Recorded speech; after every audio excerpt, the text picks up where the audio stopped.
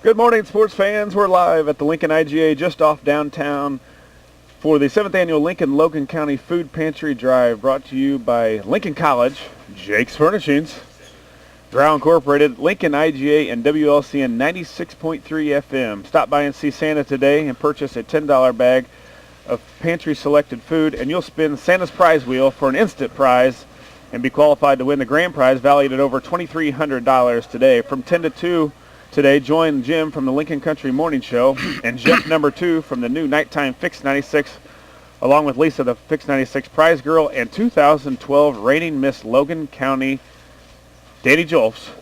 Please come out and help support this great event. We'll be here. The whole 96.3 crew will be here. Of course, Josh Komnick, along with the furniture guy, Jake Johnston. You're in the cheap seats, 96.3 FM and WLCNonline.com. And Jake, a lot going on here today. We've been here a number of different years now, and it's always a big, fun event. And you've got a lot of things sitting to your left that they're wanting to give away today. Absolutely. Got a nice big chair and a half and a nice little table from Jake's Furnishings donated. Nice. We got a 32-inch TV here.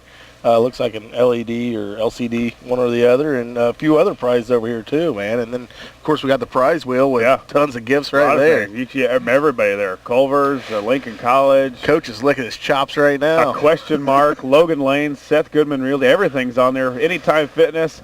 Come on out here. We're at IGA. We'll be here for an hour, but then the rest of the crew will be here from 10 to 2.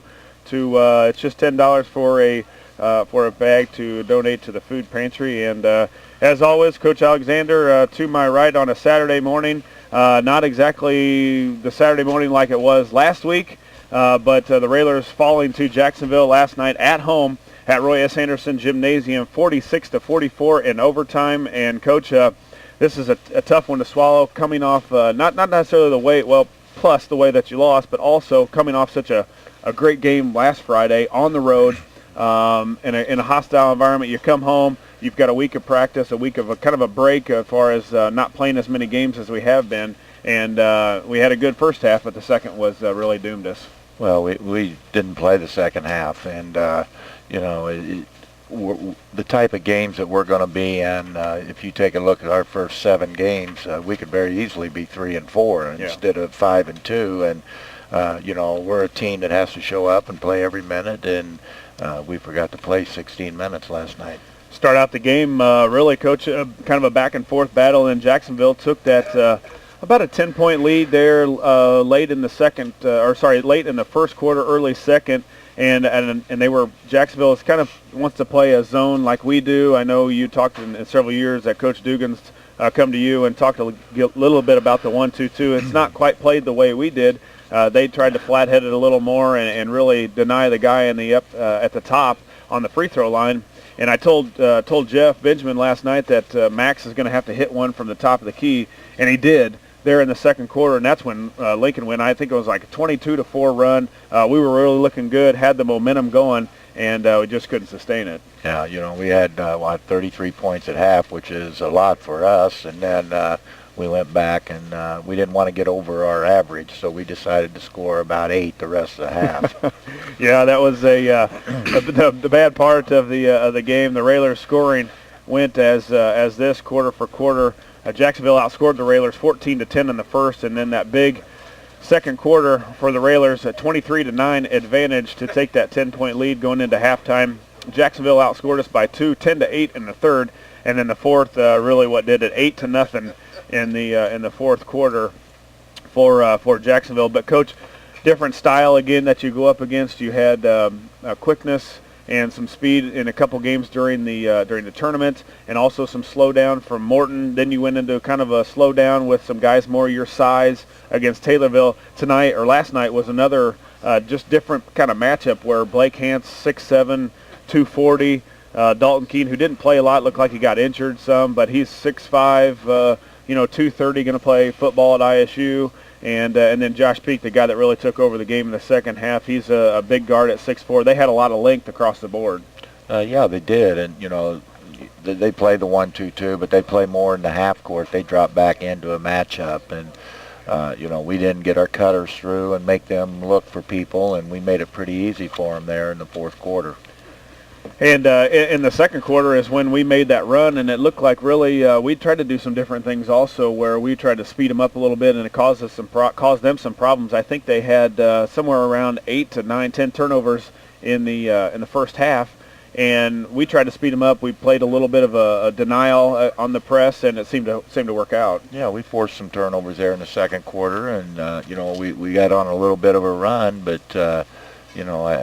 We couldn't seem to find that chemistry again the second half when we really needed it. So, the things that we did there in the second quarter was about all we did. We couldn't find it to get it to work again. Coach, and it's been a little bit already this year, a little bit of a bad spurt for us coming out of halftime. We haven't been able to put some things together.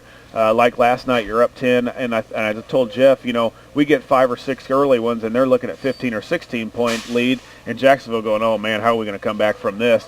It's been our nemesis a little bit so far of some slow starts in the third quarter. Well, we've talked, the changing quarters and so forth, closing out quarters, beginning quarters, and we had that great run at the end of the first half, and then we had the possession to start the second half, and for some reason, I really can't recall over the course of our first 7 games that we've really come out and scored on a possession. Right. And those are key. I mean, you can really put put guys back on their heels by coming out and attacking them early. And instead, we turned it over 2 or 3 straight times and let them get good shots and score. And, they stepped right back in the game on us. And from there on, we were in a battle.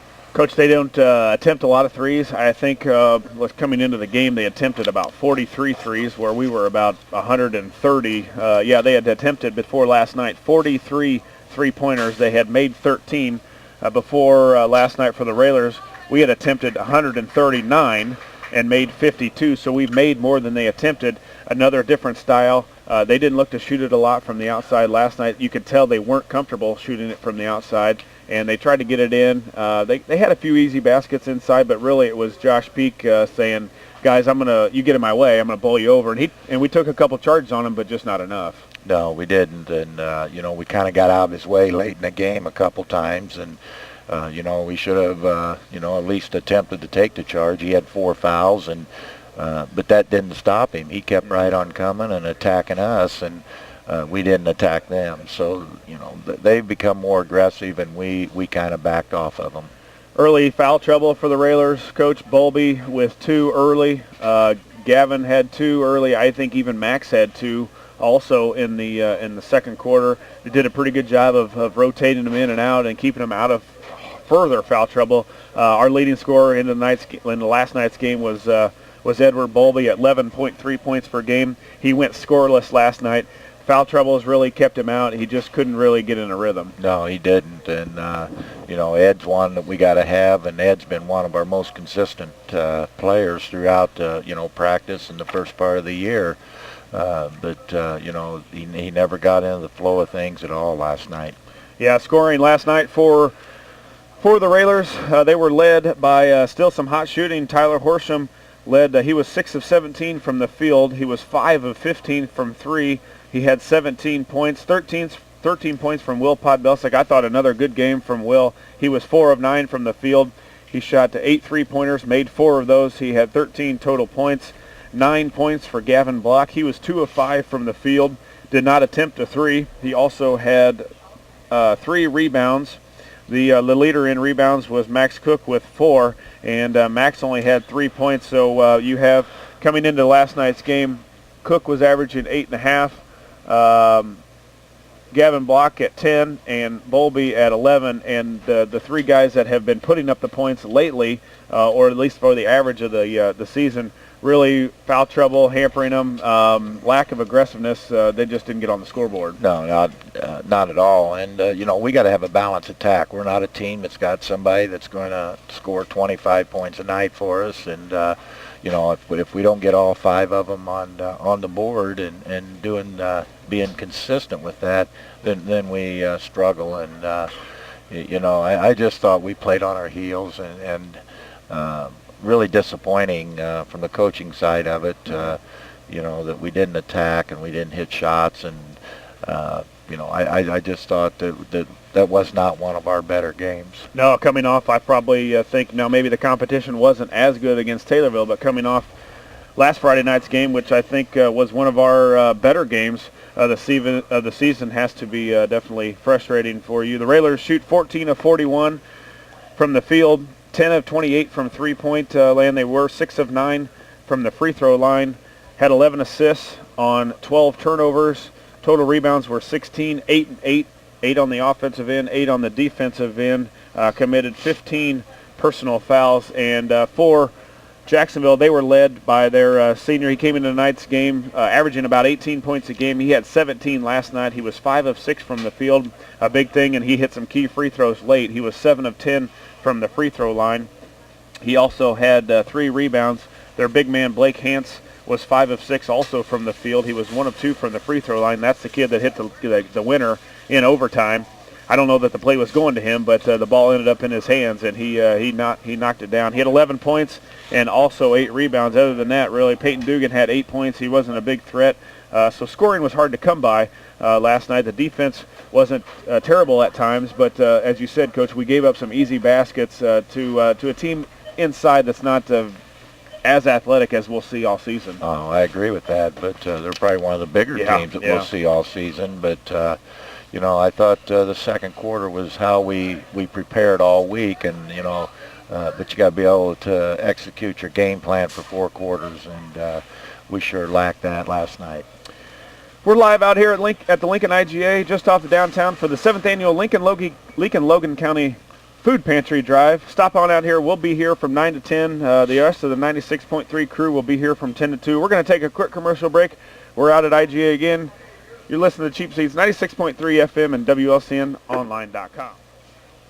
Back out at Lincoln IGA, just off downtown for the 7th annual Lincoln Logan County Food Pantry Drive, brought to you by Lincoln College, Jake's Furnishings, Grau Incorporated, Lincoln IGA and WLCN 96.3 FM. Stop by and see Santa today and purchase a $10 bag of Pantry selected food, and you'll spin Santa's prize wheel for an instant prize and be qualified to win the grand prize valued at over $2,300. From 10 to 2 today, join Jim from the Lincoln Country Morning Show and Jeff number 2 from the new Nighttime Fix 96, along with Lisa the Fix 96 prize girl and 2012 reigning Miss Logan County, Danny Jolfs. Please help support this great event. We're out here. A lot of people buying bags already, Jake. The wheel is going as fast as Vanna White can spin it over there. There you go. Real great event out here, for the food pantry, sure. Helping out people and the citizens of Lincoln and Logan County that are in need this winter. It's not only winter though; it's all year long. Yeah. And it's a big event. They need as much help as they can get. Nationwide, the food pantries are struggling with the rising unemployment and everything else, and a lot of other things that go into it. But we can make a big difference here locally with our local food pantry, and this is a huge event for them. A lot of people stopping by the IGA. You're in the Cheap Seats, 96.3 FM and WLCNonline.com. Josh Komnick along with the furniture guy, Jake Johnston. And head coach for your Railers, Coach Neil Alexander, again every Saturday. Coach joins us. And the Railers took a tough one last night, 46-44, a loss in overtime at Roy S. Anderson Gymnasium, Coach. And as we talked a little bit off air, looking ahead, the seedings for Collinsville, who a lot of people enjoy the time away, get down to the St. Louis area and enjoy a nice couple days of basketball. You talk about we were talking about the schedule upcoming for the Railers. That's going to be tough, but one of the good things for Collinsville, as far as the seeding goes, is that happens Monday night. Well, it's supposed to be out at 8 o'clock Monday morning. So, Monday morning, okay. We're, that was a big game last night. Yeah. You go in the seedings with a 6-1 record compared to 5-2, and, it makes a change on who you draw and where you set in the tournament. So it was just not a very good situation for us to decide to take a night off. Yeah, not only for the Collinsville tournament, but also for the conference as it shapes up. It's going to be a battle down to the wire. I don't know that there's a team out there that can go, as we talked about, undefeated, or even maybe 1 or 2 losses. As we kind of looked at the scoreboard from last night, Southeast was a winner, 80-61 over Sacred Heart Griffin. Southeast will be our next opponent next Friday night. We'll be at Springfield Southeast for that game. Herman Senior 21, Jagger Anderson 21, 2 guys we've seen before for a number of years, and Jalen Henry, the big kid from Southeast, had 15. So we're going to have a lot of our work cut out for us next Friday night. Sacred Heart Griffin takes their first loss. They're 4-1 now. David Jacobs had 25 for them. Southeast improves to 5-1, 2-0 in the Central State 8. Lanphier was a winner, 77-64 over Springfield. Lanphier improves their record to 3-3. They're 1-1 in the conference. Larry Austin had 16. The prize maybe recruit for a lot of different schools as far as college goes. Avery Pearl led Springfield, who is now 0-6, 0-2 in the Central State 8 with 13 points. And Glenwood stays perfect, 52-37. Glenwood improves to 7-0, 1-0 in the conference. Their big-time player, Peyton Allen, had 16 points. Rochester, just 2 games so far. They're smart. They know football is just the state championship just finaled, so they don't schedule too many games there in the week of Thanksgiving. They were 0-2 now, 0-1 in the conference, and Taylorville was a winner, 69-57 over Hillsboro. Did you see that, Coach, the paper this morning? Taylorville caused Hillsboro to turn the ball over 39 times. You think you'd be here today if the Railers turned the ball over 39 times? Oh, I'd be working on something on how passing drill or something. Or running. But 39 turnovers. 39 turnovers, unless I saw a mistake in the paper. But that's a tough one to swallow. Coach, let's get into that Southeast game coming up Friday night. Another game that the Railers just have one game on the weekend, and it's going to be a tough one. It always has been, and lately, I would say in the last 5, maybe 6 years, it's been probably a rival. I know back when I was in school, it's kind of more a Springfield. Southeast really wasn't a team. They were good, but you didn't have to worry about them. I think late in the game, we always thought we'd pull it out, but Springfield was the team that was kind of our rival when I was playing. But now it's kind of turned to Southeast, and boy, they got some talent still. Oh, they're still loaded, and they've got the 2 guards that have played for them for 4 years now. And one thing they do have is they have Coach Thomas, who does an outstanding job. Those kids play exactly the way he wants them to play, and he's got a recipe for success. And they've been very successful with his time there. So if you made a statement earlier that if you had anybody that could run the table, I think Southeast is that type of team. Them and Chatham are 2 teams that could possibly do that. But for us last night, if you don't win at home, your chances of winning the conference championship are pretty slim. And that was a big hit for us. You have to win those home games. Yeah, I think Jeff and I talked on the radio several times about it, and it's almost like the Big Ten or any big conference, and even in college. I think the head coaches, their main goal in conference play is we got to take care of our home court, and then if you can squeak out a couple on the road, rarely are you going to get that 10-point, 15-point win on the road as we did in Taylorville. But when you go to Southeast, you're not looking to win by 15. Obviously, you want that, but I don't think that's going to be the outcome. And as you said, it's tough to lose on your home court, especially in this conference, as we see a number of different teams. Glenwood now 7-0. They've got several guys back from last year, and they look tough again. They're big. I would say as a whole, the conference is as big as far as size, and not just size with skinny bodies, but some good size bodies that we've seen for a while. Yeah, there's some beef. Southeast, the Henry kid is, he's not a slender 6'8" guy. Yeah. He's got a little bit of bulk to him. So the thing about Southeast is they've got another kid that's about 6'3", but for the most part, they have the one big kid, and then they drop off with the rest of us. But they're pretty tough and scrappy. Yeah, but they're just so quick, and they're going to guard, and they're going to play, and they're going to execute. You fall behind on them, you're in trouble, because he's going to spread the court and use his quickness to his advantage. And again, they're just very well disciplined, and they're fun to watch. Yeah, it'll be a tough one down at Southeast next Friday night. Coach, give us a couple of things that the Railers are going to have to, one, improve on this week in practice, and two, to improve on to get ready for this quick Southeast team. Well, we got to come with an attitude, and our attitude wasn't there last night. It's a wrong attitude anyway. We're going to have to execute our man-to-man offense. They're going to pressure us, even though the games that we've seen is they've been setting in a zone, but I don't believe they'll zone us. Maybe I'll be surprised, but I really think that they'll come out and try to pressure us man-to-man, full court, try to create some turnovers and make some things happen. So, we must jump out and play way even with them, or we'll be facing some four-corner, and they'll attack us with their quickness. And if we got to go chase them, we'll have a hard time catching them. And then next weekend, Coach, just looking here before we get into the Collinsville Christmas tournament, we go. We're at home against Chatham, and I think maybe the toughest weekend on our schedule when you put two teams together.